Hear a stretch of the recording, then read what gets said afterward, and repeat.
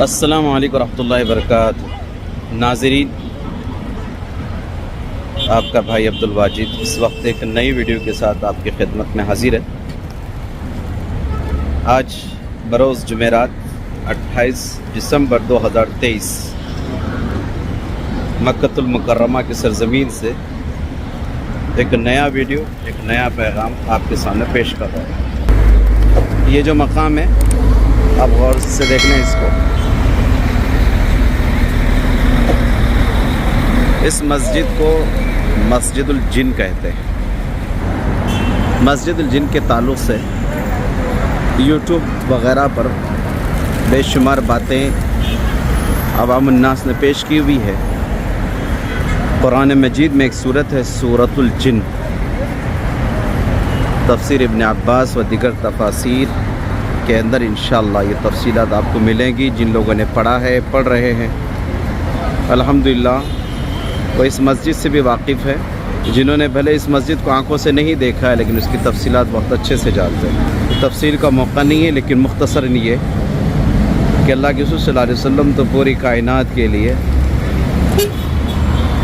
رسول بنا کر کے بھیجے گئے۔ آپ صلی اللہ علیہ وسلم نے تمام کی تمام بسنے والی انسانیت کو دین حق کی دعوت دی ہے، اور تا قیام قیامت آپ کا یہ نظام چلتا رہے گا۔ آپ صلی اللہ علیہ وسلم کی حیاتی میں مکۃ المکرمہ میں جناتوں کا ایک وفد، مختلف روایت ہے، مسلم شریف میں، بخاری شریف میں مختلف روایت ہیں اس مسجد کے تعلق سے بھی اور جنات کی گروہ کے تعلق سے بھی، لیکن اس بات پہ کسی کو اختلاف نہیں ہے، وہ یہ کہ اللہ کے رسول صلی اللہ علیہ وسلم نے جہاں انسانوں میں تبلیغ کا کام کیا، وہیں پر اللہ تبارک و تعالیٰ نے آپ صلی اللہ علیہ وسلم کے ذریعے جناتوں میں بھی دین اسلام کی اشاعت کا کام لیا گیا ہے۔ قرآن مجید کی آیت شریفہ وَمَا خَلَقْتُ الْجِنَّ وَالْإِنسَ إِلَّا لِيَعْبُدُونَ، کہ ہم نے جناتوں اور انسانوں کو پیدا کیا ہے محض اپنی عبادت کے لیے۔ بہرحال قرآن مجید کی آیت شریفہ سے بات پتہ چل ہی گئی کہ جناتوں کو بھی اللہ تبارک و تعالیٰ نے اپنی عبادت کے لیے پیدا کیا ہے۔ جس طرح سے ہم انسان اللہ کی عبادت کرتے ہیں، ویسے جنات بھی اللہ کی عبادت کرتے ہیں۔ ایک روایت میں ہے کہ اللہ کے رسول صلی اللہ علیہ وسلم کے پاس جنات تشریف لائے اور اللہ کے رسول صلی اللہ علیہ وسلم سے قرآن پاک کی تلاوت سننے کی خواہش کی۔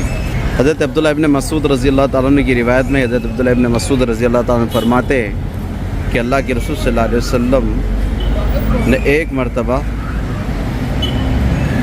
مجھ سے کہا کہ چلو ایک مقام پر جا کر آتے ہیں۔ حضرت عبداللہ ابن عباس رضی اللہ تعالیٰ عنہ کو اپنے ساتھ لے لیا اور اس مقام پر آپ صلی اللہ علیہ وسلم پہنچے، اور حضرت عبداللہ ابن مسعود کو ایک مقام پر کھڑا کیا، کھڑا کر کے وہاں ایک خط یعنی لکیر کھینچی اور کہا کہ تم یہیں پر بیٹھو، اس خط کے آگے یعنی اس لکیر سے آگے نہ بڑھیں۔ ایک دائرہ بنایا، ایک روایت میں آتا ہے کہ اس دائرے کے باہر نہ نکلنا۔ بہرکیف حضرت عبداللہ ابن عباس فرماتے ہیں کہ اللہ کے رسول صلی اللہ علیہ وسلم نے اس دائرے میں مجھ کو بٹھایا اور آپ صلی اللہ علیہ وسلم ایک مقام پر پہنچے، اور وہ مقام یہی ہے جو آج مسجد کی شکل اختیار کر چکا ہے۔ سبحان اللہ، آج مسجد کی شکل اس کو دے دی گئی ہے تاکہ زائرین اور معتمرین اس مقام پر پہنچنے کے بعد اس نظارے کو دکھا کریں۔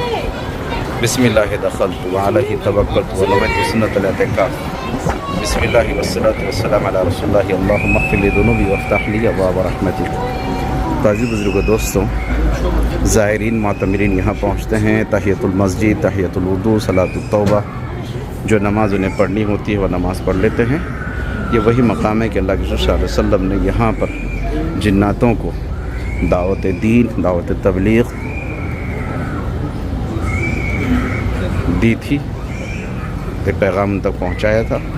اسی مقام پر جنات کے گروہ نے آپ صلی اللہ علیہ وسلم کے ہاتھ پر بیعت بھی کی ہے۔ آپ صلی اللہ علیہ وسلم نے انہیں قرآن پاک بھی سنا ہے۔